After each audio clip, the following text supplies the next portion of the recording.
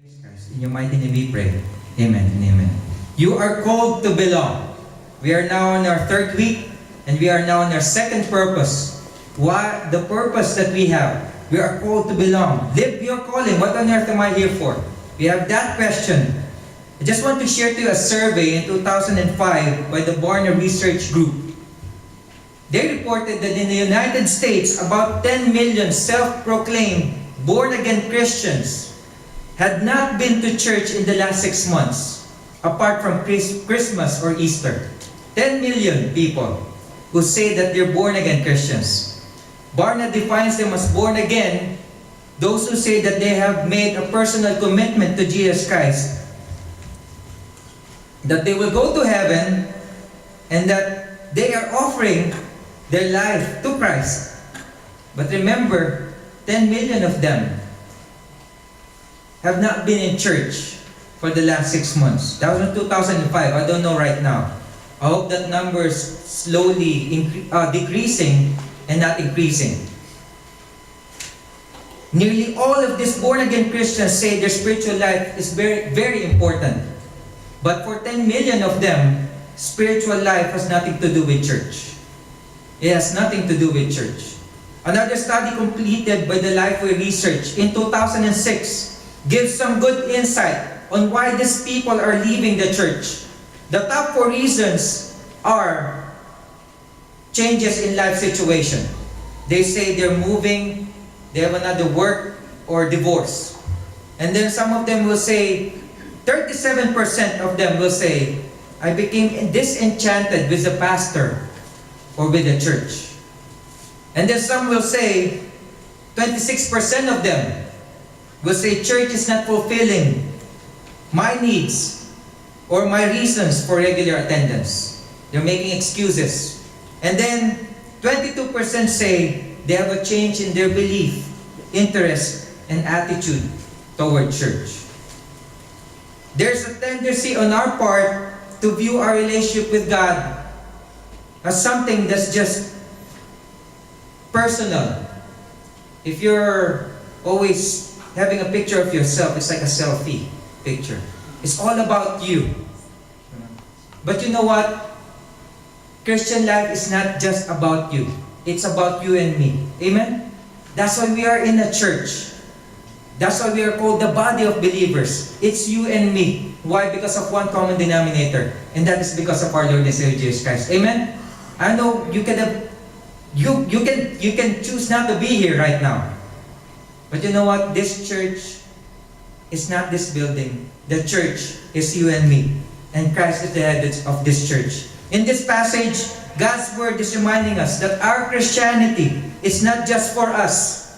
Our faith is intended to be experienced within the body of believers that God has created. And that is the church. This week we look at the second calling that we have. The calling of our life here on earth. You have been called not just to be loved. That was last week. That was the message last week. You are called not just to be loved, but you have been called to belong.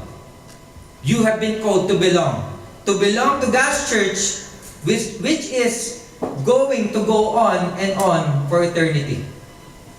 What we see right now is just temporary. But you know, the church, it is for eternity. Amen? You'll be seeing each other. If you really have a personal relationship with Christ, and we are the church, we'll be seeing each other again, even if we pass away from this earth. That's for eternity. The Bible says in Hebrews 2:10, God is the one who made all things, and all things are for His glory. He wanted to have many children share in His glory. God created the entire universe because He wanted a family. And God doesn't want His children to be orphans. He doesn't want His children to be street kids. He puts them in a family. The family, that spiritual family that we have right now, we call that a church. We will see and study the 3 different pictures to emphasize the fact that we are called to belong and not to be gone. To be part of God's family and not to be far from me. Because sometimes we are like that. We're not, where we feel like, I don't want to go to church. Because I want to do my will, not God's will. But you know what? We are called to belong. We are called to be part of a church. And that church is you and me. Think of the benefits of belonging. We have 3 benefits of belonging here. First, God has made us part of a new citizenship. We read that in verse 19a. So now you Gentiles are no longer strangers and foreigners. You are citizens along with all of God's holy people. You know what? Being a Filipino, being an American, having a different citizenship right now, we are all called Gentiles. If you're not an Israelite, then you are called a Gentile. And we are called Gentiles right now. But you know what? What God's word is telling us here, now that you have Christ in you, even though you are Gentiles, you are now part of a new citizenship. Amen? We are now citizens of heaven. And I'm looking forward to that. Who among you are U.S. citizens here? Please raise your right hand. Mga U.S. citizens? There. You guys are, that's really a very important thing, right? Being a U.S. citizen. Because I just can't imagine during that oath of your naturalization, you're like, some of you have tears in your eyes, like smiling from ear to ear. You're so loud and proud that you're now an American citizen. Yeah. I just want to read to you your oath of allegiance. I'm not a citizen yet, but I'm a Phil-Am, feeling American. And I'm an Am boy, laki po sa Am. But I just want to read to you your oath of allegiance. You were loud and proud. With your right hand raised, you said this, I hereby declare on oath that I absolutely and entirely renounce and abjure all allegiance and fidelity to any foreign prince, potentate, state, or sovereignty, of whom or which I have here therefore been subject or citizen, that I will support and defend the Constitution and the laws of the United States of America against all enemies, foreign and domestic, that I will bear true faith and allegiance to the same, that I will bear arms on behalf of the United States when required by the law. Are you remembering this, U.S. citizens? That I will perform non-combatant service in the armed forces of the United States when required by the law. Brother Joe is doing this right now. And I did this even though I was still an immigrant. But I filed for an intent to become a U.S. citizen when I entered the military reserve. That I will perform work of national importance under civilian direction when required by the law. And that I will take this obligation freely without any mental reservation or purpose of evasion. So help me God. And then you're raising the flag. That's how you did it. You were so proud to be a U.S. citizen. As citizens of this country, you have some benefits that you can expect to enjoy. Di ba? You have benefits that you enjoy as American citizens. You reap the benefits of being protected by the military and the law enforcement officials. You have the right to travel wherever you want. Just bring your blue passport and to choose where you want to live and to work. You get to elect the people you want to govern this country. I think that's a major difference between an immigrant and a U.S. citizen. An immigrant cannot vote. But you also have some responsibilities. You are required to pay taxes. Even the immigrants do. Although many of you choose not to, sometimes you have a responsibility to participate in the election process by voting. You have to submit to the laws that govern this country. When we choose to be followers of Jesus Christ, we automatically become citizens of His kingdom. Amen? But you know what? Just reminds me how much I need to pay to become a citizen of this country. I checked it last night. I need to pay $680 to be a U.S. citizen. 680. Update.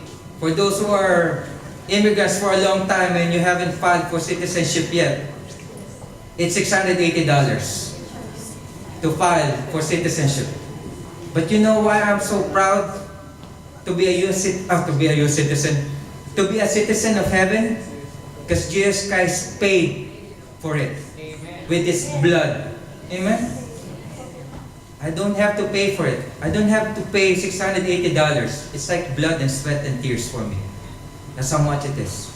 But God, through His love, through Jesus Christ, we don't need to pay for our citizenship in heaven. Jesus Christ paid for it all. Amen? Amen. So I can not just raise my right hand, I'll raise all of my life for Him, being a citizen of heaven. And I will not be ashamed. I will not be ashamed. Because I remember before, one of my chaplains, he told me, you cannot say Jesus when you pray. And I was given an opportunity to speak before the officers. And I prayed, Lord, help me as I speak before these officers. And God gave me the boldness to say, first, I am a soldier of Christ. And second, I am a soldier of this country. And they appreciated that after the meeting. Because I'm proud to say that. Even if there will be a bullet in my head, that's okay. Because I'm proud to be a citizen of heaven because of what Jesus Christ did for me. My citizenship is in heaven. And just last July 16, my mother, she has dual citizenship now. Mami ko po, she's not a US citizen yet, but she's a Filipino citizen and she's a senior citizen. So, dual citizenship. Ganun din po tayo, we have dual citizenship. Some of you have triple citizenship. But what's the most important citizenship that you have? Being citizens of heaven. Because Christ paid for it. You don't have to pay for it. With His body and with His blood. We get the privilege of being part of the body where we can be encouraged and we can grow in faith. We get the provision from our God. That's a privilege of being part of the body of Christ, being a citizen of heaven. We get the provision from our God, the Father, and protection of our King, the Lord Jesus Christ. Amen? Not just from the military, because some of the missiles will fail. But our King of Kings, He is able to protect us, even from the missiles and the arrows of the enemy. At the same time, we also have a responsibility to participate in the life of the body and submit to its leadership. We have the responsibility as citizens of heaven to provide our share of the financial resources that are needed to maintain and advance the kingdom of God. Being part of this church, that's why we have tithes and offerings. Because God has blessed you to be able to bless His church. Amen? God never created Christians to be foreigners and aliens to His kingdom. So I can understand why any believer would want to be an illegal alien here in this world when they could experience full citizenship in the kingdom of God. And the second, you are called to belong. Why? Because God has made us part of a new family. We are part of a new family. In verses 19b to 20, you are members of God's family. Together we are His house, built on the foundation of the apostles and prophets, and the cornerstone is whom? Christ Jesus.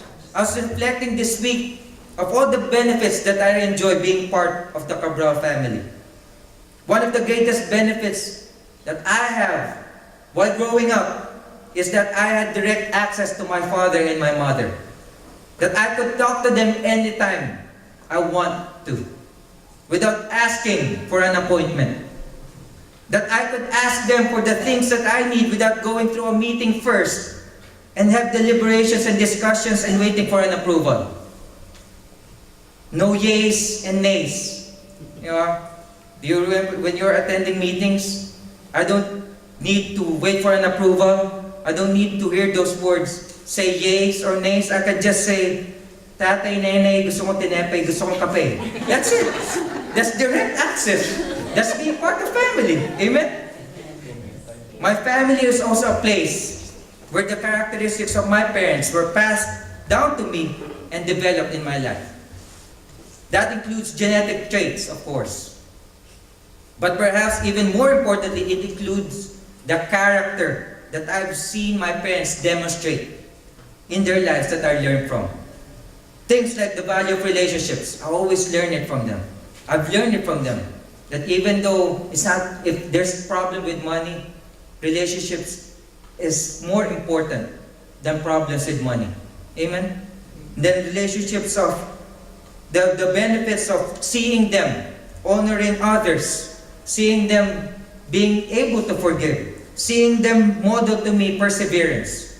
A family is also a place where we experience the deepest intimacy here on this earth. The relationships between husband and wife, parents and children, brothers and sisters provide a far greater opportunity for intimacy than any other relationships that we have. But I would like to say this.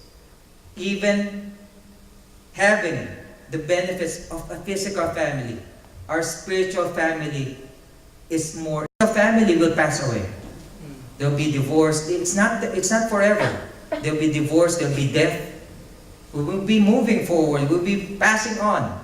But you know what? Our spiritual family will be for eternity. Kaya get used to seeing those faces right now.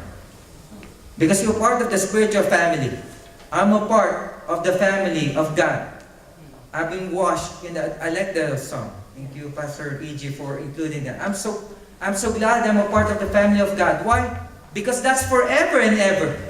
We're going to be seeing each other. That's why we need to learn how to love one another and forgive one another. Why? Because I'll be seeing your face forever and ever. That's not temporary. That's for eternity. Your most important family is God's family. Look at the foundation and the finality of its existence. In Ephesians 2:20, it says here, together we are His house, built on the foundation of the apostles and prophets, and the cornerstone is Christ Jesus Himself. Your spiritual family will last. It will last forever and ever. Why? Because Jesus Christ is the cornerstone. If you want your identity to last, put it in something that's never going to change. And the Bible says that God's family, the church, is going to go on for all eternity. Hebrews 2:11 says this, Jesus and the people He makes holy all belong to the same family. That is why Jesus, isn't ashamed to call them His brothers and sisters. So Jesus Christ, because we are part of God's family, He is not ashamed of calling us His brother and His sister. Can't you just wait when you see Jesus Christ face to face? He will call you, welcome my brother Jude. Welcome my brother Bart. Welcome my sister Miracle. Welcome my sister Lenny. Those names. Personal. Why? Because we're part of the family of God. You're part of the family of God. Did you know that that's a pretty amazing thing? And then being part of His family means being accepted by God. Did I mention the first one? Being part of the family of God means that we have access to God. For through Him, we have access to the Father by one Spirit. I think I jumped. Oh no. Thank you, Ta. So she was agreeing. But praise God that even if I have mistakes, being part of the family doesn't change that fact that I'm a brother and a sister to you guys. Amen? Amen. Praise God. Thank you. Oh, praise God. I'm just excited to share this to you. Because I'm like, Lord, it's not by accident that you made us part of your family. Thank you, Lord, for my new citizenship. Thank you, Lord, for making me part of your family. The feeling of not being accepted is the worst feeling that you can have. Do you agree with that? Have you felt that before? You were in a group and no one introduced you? That's the feeling of not being accepted. And it's the worst feeling that one can have. The church, my friends, my brothers and sisters in the Lord, the church must be a place where my Christian brothers and sisters will help me discover the characteristics that my Heavenly Father wants to pass down to me and see me develop in my life. And a church must be a place where we are accepted, where we are appreciated. Why? Because we were accepted by God, and He made us a part of this church so that we can accept others. Amen? Are we clear on that? You are? 10-2, 10-4, Roger, over and out. That should be clear. Because we cannot be judging other people. Oh, I don't want to accept that person. I don't like the way he talks. I don't like the way he walks. I don't like the way he looks. It's not about that. We have been accepted by God. And we should accept one another, just like how God accepted us. Amen?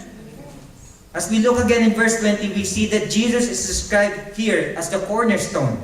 The Apostle Paul was undoubtedly thinking of the cornerstone which formed the base of Herod's temple in Jerusalem. If you will picture a cornerstone, it was the size of a railroad boxcar weighing 570 tons. That's why if you hear words, Jesus being the cornerstone, what does that mean? That cornerstone was the most important stone in the building. It established the point from which the rest of the building would be constructed, and in a sense, it held the whole building together. And that's why we are together. Why? Because our chief cornerstone is Jesus Christ. God does not create spiritual orphans. He wants us to be connected. And our cornerstone is our firm foundation, our Lord and Savior Jesus Christ. You cannot be where God wants you to be if you're not part of a spiritual family. You cannot grow if you say, I can grow apart from not going to church. You cannot grow from the church because God wants you to be part of the church. That's one of His purposes for your life. That's why we are doing this. We're reminding each and every one of us, we are part of the church. We are part of a church. Amen? You have to be attached to some local body of Christ. Otherwise, you're just out there floating. You don't know what you're doing. Why? Because here, together as a church, we study, we meditate, we pray for one another, being part of God's family. And third, God has made us part of a new building. Verse 21 to 22, we are carefully joined together in Him, becoming a holy temple for the Lord. Through Him, you Gentiles are also being made part of this dwelling where God lives by His Spirit. Though there are going to be some times in your life when you need other people to hold you together. Amen? Like when you're alone, looks like you feel like you're gonna lose your mind. But you always would want to be with someone. You're going to need them to hold you together because you're falling apart. If you're not in the temple of God, and that's the church, the family of God, the church of God, then you're not connected. Nothing's going to hold you together and you're going to fall apart. And that's a sad truth. That's why we praise God. When we go to church, we are encouraged. We know when we come to church, we say, Lord, it's not about me, it's all about you. But one of the benefits of going to church, of being with believers, is that we are encouraged. We are connected with each other. The Bible says this in Ephesians 2:21-22. In Christ, the whole body, building, is joined together and rises to become a holy temple in the Lord. And in Him, in Jesus, you too are being built together to become a dwelling in which God lives by His Spirit. So together, we all together form the family of God and we form the temple of God. We are connected. What is the temple of God? That's you and me. It's us. The converted and the connected in Christ. We have been converted.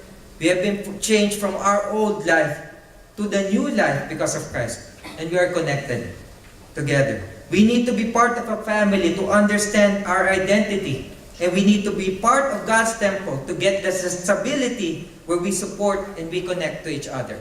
Amen? We support and we connect to each other. 58 times in the Bible, the phrase one another is used. Those love, we sang that again. Love one another. Take your brother by the hand. But it should have included sister. No, I'm just kidding. That's brother and sister. Take them by the hand. 58 times, the Bible uses the phrase one another. That means being connected with each other. It says love one another, care for one another, help one another, encourage one another, support one another, pray for one another, love one another again, greet one another. A lot of one another's. Bottom line, we need to be connected. Because we are called to belong. And we need to be connected. 58 times, we're to do this to reinforce connection. Look at the last part of verse 22. Being made part of this dwelling where God lives by His Spirit. Most of us are probably familiar with this passage that describes how God's Holy Spirit lives in us. 1 Corinthians 3:16. Don't you know that you yourselves are God's temple and that God's Spirit lives in you? Take note of God's temple. It's in singular form. Don't you know that you are, it should be plural. Do you think Paul made a mistake? What does this mean? We are all part of that temple of God. It didn't say here, you're all God's temples. It says here, you are part of God's temple. We are connected. We are united. And we are not divided. Again, those songs we sang earlier, they are so in line with God's message for us this morning. Are we loving one another? Are we connected? Are we forgiving one another? Are we encouraging one another? Are we praying for one another?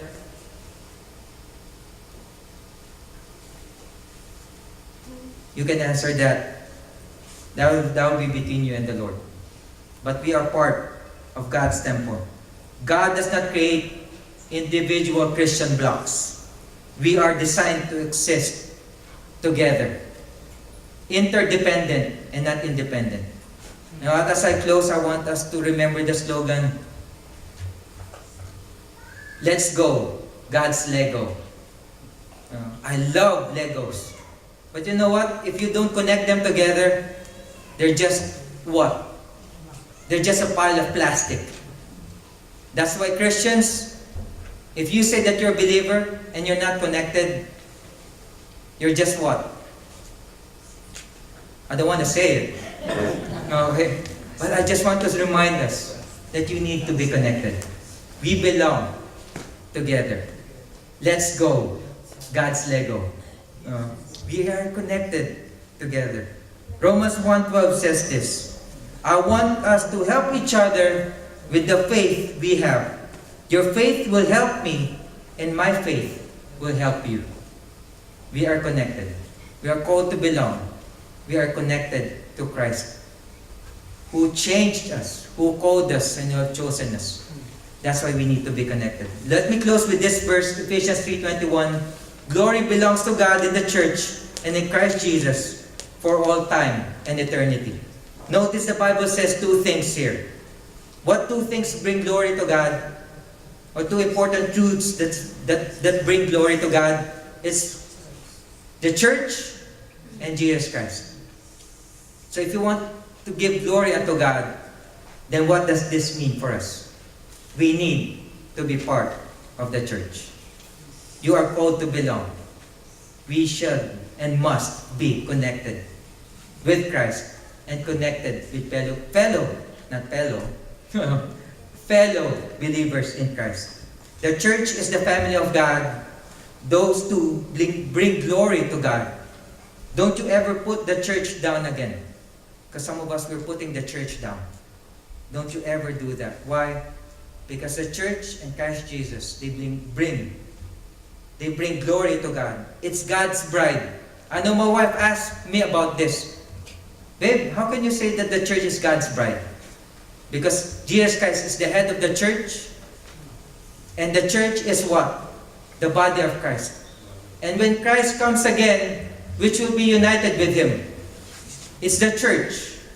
That's why just like marriage, the two will become one. So I hope you'll be part of that wedding celebration. We are connected together. And we are looking forward to that wedding celebration that we will have in heaven. Amen? You are called to belong. You are part of the church. Let's pray. Lord, salamat po for reminding us that you love us,